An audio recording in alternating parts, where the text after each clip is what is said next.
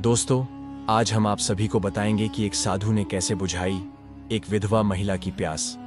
दोस्तों, आज की कहानी बहुत ही रहस्यमय है।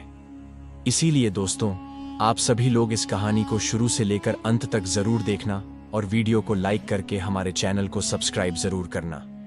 उत्तर प्रदेश में एक बहुत ही सुंदर और स्वभाव वाला एक नगर था। उस नगर में एक विधवा महिला रहती थी और दोस्तों, उसी नगर के समीप एक रहस्यमय जंगल था। उस जंगल के बीचों बीच में एक बहुत ही सुंदर झील थी, जहां पर जंगली जानवरों का वास था। और उसी झील के किनारे एक छोटा सा आश्रम बना हुआ था, जहां पर एक तपस्वी साधु तपस्या किया करते थे। उनकी लंबी जटाएं उनके कंधों पर लहराती थी। उनकी स्थिर मुद्रा मृग छाला पर बैठी हुई थी और उनकी गहरी आंखों में अनंत शांति का वास था। उनकी भुजाएं परम योद्धा के समान थी। साधु के तप और ज्ञान की महिमा दूर दूर तक फैली हुई थी। उसी जंगल के समीप जो सुंदर सी विधवा महिला रहती थी, उसका नाम कामनी था, जिसका संपूर्ण जीवन दुखों से भरा हुआ था। वह हमेशा किसी न किसी दुख से घिरी रहती थी। वह अपने सुख का राह खोजा करती थी। अगर वह काम करने के उद्देश्य से अपने नगर में रहने वाले नगरवासियों के पास जाती, तो गांव के नगरवासी उस विधवा महिला को कोई भी काम नहीं देते थे, परंतु उस विधवा को हवस का शिकार बना लेते थे और उसके साथ संबंध बनाते थे। और जब उन पुरुष की वासना शांत हो जाती, तो उस विधवा महिला को कुछ स्वर्ण मुद्राएं देकर उसे अपने घर से विदा कर दिया करते थे। फिर वह विधवा महिला लज्जित होकर अपने झोपड़ी में लौट आया करती थी। वह एक वीर योद्धा विपेश की पत्नी थी, जो युद्ध करते समय वीर गति को प्राप्त हो गया था। जब उस योद्धा की मृत्यु हुई थी, तो वह महिला विधवा हो गई थी। वह विधवा हुई तो समाज ने उसे तिरस्कार और ताने देने के अलावा कुछ नहीं दिया। फिर वह महिला अपने मायके गई, तो वहां कुछ दिन रहने के बाद उसके मायके वालों ने भी उसे बोझ समझकर दरवाजे से धक्के मारकर निकाल दिया। उसने बहुत बार कोशिश की कि वह अपने पैरों पर खड़े होकर जीवन जी सके, परंतु उसे हर बार यह एहसास दिलाया गया कि एक अकेली महिला के लिए समाज में कोई जगह नहीं होती। एक दिन वह थक कर जंगल में चली आई। वह नहीं जानती थी कि उसका गंतव्य क्या है, लेकिन उसके भीतर एक अजीब सी शांति की तलाश थी। कई दिनों तक वह भटकती रही, भूख प्यास से बेहाल। अंततः एक दिन वह चलते चलते साधु के आश्रम तक पहुंच गई। वहां पहुंचकर उसने देखा, चारों ओर घना जंगल, ऊंचे ऊंचे वृक्ष, पंछियों की आवाजें और बीच में बना एक साधारण सा आश्रम। वहां कुछ शिष्यों का निवास भी था, जो ध्यान और योग का अभ्यास कर रहे थे। जैसे ही उसने देखा, तो विधवा स्त्री के आंखों में आंसू छलक पड़े। साधु ने उसकी ओर देखा। उनकी दृष्टि में करुणा थी, लेकिन उनके चेहरे पर कोई भाव नहीं आया। विधवा उनके चरणों में गिर पड़ी और बोली, क्या महिला का जीवन अकेले दुख में ही बीतेगा? क्या प्रेम और साथ पाने का अधिकार केवल पुरुषों का है?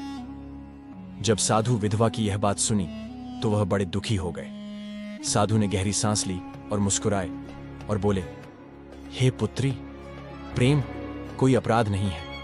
यह आत्मा का सुख है, लेकिन प्रेम में वासना नहीं, समर्पण होना चाहिए। आपने देखा है कि आजकल के स्त्री और पुरुष बहुत कम उम्र में प्रेम कर बैठते हैं और उसके बाद एक दूसरे के साथ शारीरिक संबंध बनाते हैं। उसके बाद एक दूसरे से दूर हो जाते हैं। उसे प्रेम नहीं, हवस कहते हैं। प्रेम वह होता है जहां पर संबंध बनने की कोई बात ही ना आए। विधवा साधु की बातें बहुत ध्यान से सुन रही थी। साधु ने विधवा को प्रेम शब्द को समझाया। विधवा को पहली बार किसी ने प्रेम को इस दृष्टि से समझाया था। वह आश्रम में रुक गई। साधु ने उसे योग और ध्यान सिखाया। धीरे धीरे साधु का हृदय हल्का होने लगा, लेकिन कुछ बदल भी रहा था। वह साधु की आंखों में प्रेम की एक अनोखी चमक देखने लगी थी। समय बीतता गया। विधवा ने महसूस किया कि वह साधु के प्रति आकर्षित हो रही थी, लेकिन यह आकर्षण केवल शरीर का नहीं था, बल्कि आत्मा का था। जब वह साधु को ध्यान मग्न देखती, तो उसे ऐसा लगता कि जैसे वह किसी अलग ही लोक हो। एक दिन जब जंगल में तूफान आया और घनघार वर्षा हो रही थी, दृश्य इतना डरावना था कि मानो आज के इस तूफान में सब कुछ नष्ट हो जाएगा। विधवा साधु के पास आई और पूछा, हे साधु, अगर प्रेम पवित्र है तो क्या एक साधु भी प्रेम कर सकता है? साधु ने उसकी आंखों में देखा और कहा, यदि प्रेम आत्मा का मेल है तो वह किसी भी बंधन से परे होता है, लेकिन अगर यह केवल शरीर का आकर्षण है तो यह मोह है, और मोह दुख लाता है। विधवा ने उनके चरणों में गिरकर कहा, मेरा प्रेम पवित्र है, मैं आपकी संगिनी बनना चाहती हूं। साधु ने उसकी आंखों में झांका। उनके भीतर भी एक हलचल थी, परंतु वह वर्षों से अपने हृदय को एक पत्थर बना चुके थे, लेकिन विधवा ने उसमें प्राण दिए थे।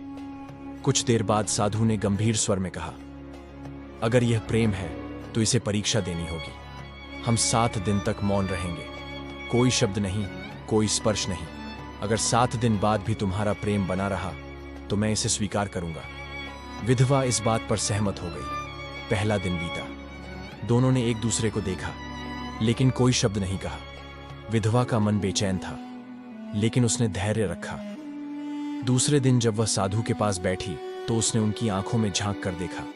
वहां प्रेम था, लेकिन एक शांति के साथ, और दोनों को जो भी बातें करना होता वह हाथों के इशारे से कर लेते थे।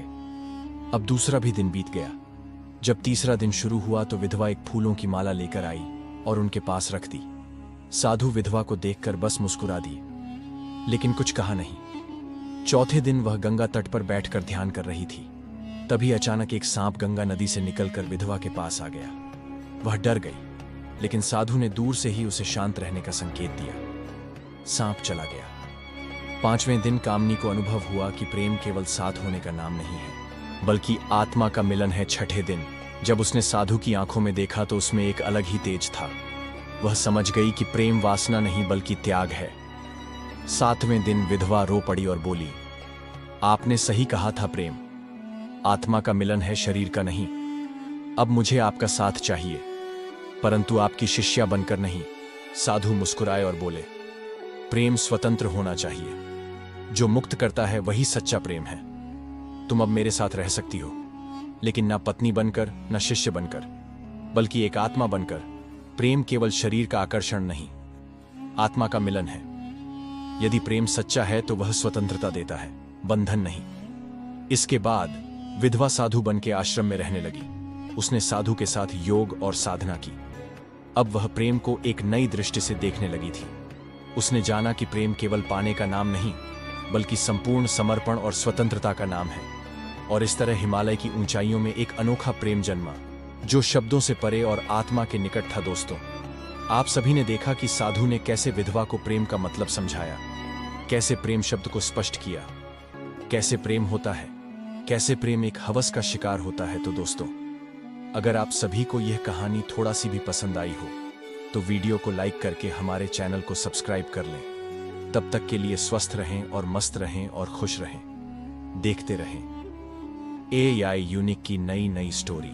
धन्यवाद।